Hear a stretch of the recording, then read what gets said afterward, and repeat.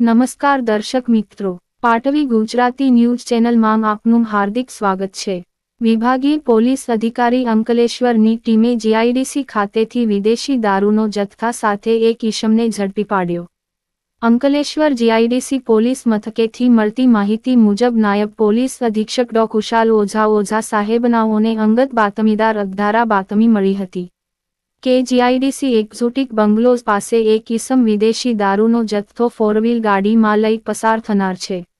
જે બાતમીના આધારે અંકલેશ્વર જીઆઈડીસી પોલીસ વોચ ગોઠવતા G05 JL 4124 નંબરની ગાડી આવતા તેમાં ચેક કરતા ભારતીય બનાવટના વિદેશી દારૂની 750 મિલીની બોટલ નંગ 48 કે જેની કિંમત 38,400 તથા બિયર ટીન નન 96 કે જેની આશરે કિંમત 9,600 મળી કુલ 48,000 રૂપિયાનો વિદેશી દારૂનો જથ્થો મળી આવ્યો હતો।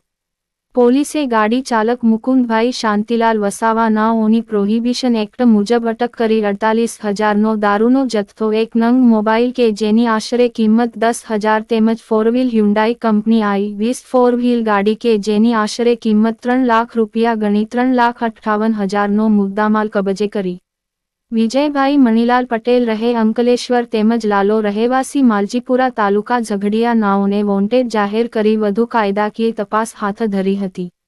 ભરૂચ રિપોર્ટર માંગ મોહસિન કારા।